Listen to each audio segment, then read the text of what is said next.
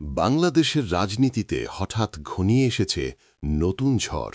জুলাই সনদ নিয়ে একসময় একসাথে থাকা দলগুলো এখন একে অপরের মুখোমুখি। জামায়াতের উপর এবার তোপ দাগল জাতীয় নাগরিক পার্টি এনসিপি।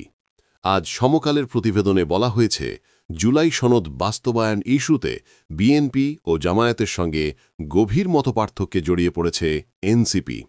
দলের আহ্বায়ক নাহিদ ইসলাম সরাসরি বলেছেন, জামায়াতের আন্দোলন আসলে প্রতারণা।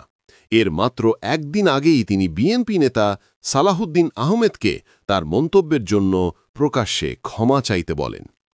রাজনৈতিক বিশ্লেষকরা বলছেন, এটাই এনসিপির অবস্থান বদলের প্রথম প্রকাশ্য বার্তা। অন্যদিকে জামায়াতের প্রতিক্রিয়া এসেছে তীব্র ভাষায়। তারা এনসিপির বক্তব্যকে বলেছে বালখিল্য মন্তব্য, অর্থাৎ অপরিপক্ক ও উগ্র। এনসিপি সূত্রের দাবি, তারা চেয়েছিল জামায়াতও জুলাই সনদে সই না করে, কিন্তু জামায়াত সেই আহ্বান প্রত্যাখ্যান করেছে। এই সিদ্ধান্তের পর থেকেই দুই দলের সম্পর্কের ফাটল এখন প্রকাশ্যে। রাজনৈতিকভাবে এই বিরোধ কেবল সনদ ইস্যু নয়, বরং ভবিষ্যতের জোট রাজনীতির দিক নির্দেশনাও নির্ধারণ করতে পারে।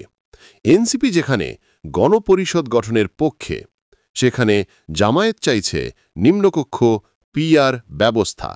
দুই দল দুই দিক, আর তাদের মধ্যে জমে উঠছে নতুন উত্তাপ।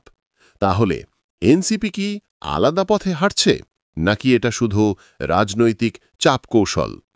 উত্তর মিলবে আগামী দিনগুলোতেই। সঙ্গে থাকুন জেনজি বার্তার সঙ্গে।